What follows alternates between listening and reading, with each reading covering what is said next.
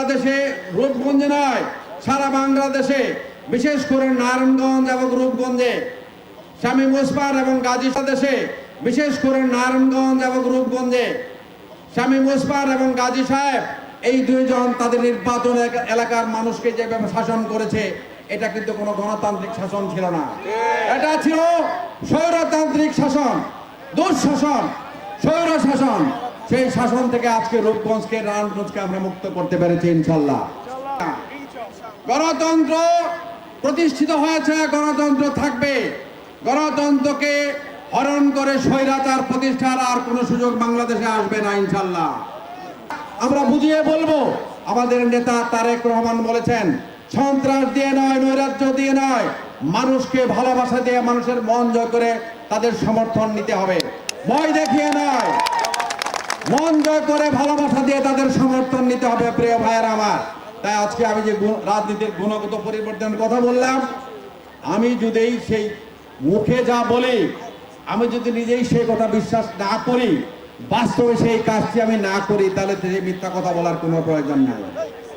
সেটা গণতন্ত্রের কথা নয়, সেটা প্রতারণা, সেটা মিথ্যা কথা বলা। আমি প্রতারণা করতে চাই না, আমি মিথ্যা কথা বলতে চাই না। আপনাদেরকে সাক্ষী রেখে এই মাগরিবের আযানের সময় আমি স্পষ্ট কণ্ঠে উচ্চারণ করতে চাই, আমি সত্যের জন্য লড়াই করেছি ৭১-এ, স্বাধীনতার জন্য লড়াই করেছি আমি ৭১-এ, এই পতাকার জন্য লড়াই করেছি ৭১-এ। আজকে আপনাদেরকে সাক্ষী রেখে, আপনাদেরকে সামনে রেখে আমি বলতে চাই, এই রূপগঞ্জে সন্ত্রাস, চাঁদাবাজ এবং নৈরাজ্য মুক্ত করে আমি রূপগঞ্জকে এই বাংলাদেশের একটি শান্তিপূর্ণ উপজেলা হিসেবে প্রতিষ্ঠিত করতে চাই। এই প্রতিষ্ঠার লড়াই সংগ্রামে আপনারা আমার সাথে থাকবেন কিনা আমি আপনাদেরকে আহ্বান করব। যদি থাকেন, হাত তুলে আমাকে দেখাবেন ইনশাল্লাহ।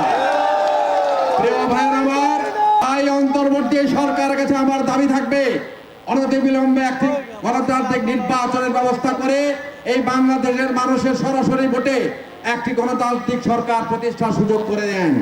যত দেরি করবেন নির্বাচন দিতে, তত বেশি বিশৃঙ্খলা হবে, তত বেশি অশান্তি হবে, তত বেশি নৈরাজ্য হবে। কারণ আওয়ামী লীগ সেই সুযোগের অপেক্ষায় আছে, সেই পতিত স্বৈরাচার সেই সুযোগের অপেক্ষায় আছে। সমাজে বিশৃঙ্খলা সৃষ্টি করে জিনিসের দাম বাড়াবে, অশান্তি সৃষ্টি করবে, যাতে আপনাদের উপর মানুষের বিরক্তি আসে। সেই বিরক্তি মোকাবেলা করার সাংগঠনিক ভিত্তি তো আপনাদের নাই। আমরা আপনাদেরকে এখনো সমর্থন করছি, আরো কিছুদিন আপনাদেরকে অবশ্যই সমর্থন করব, কিন্তু অনেক দিন সেই কাজ করতে গেলে আপনারা সেই আজকের যে অবস্থা, এই অবস্থাকে ধরে রাখতে পারবেন না। তাই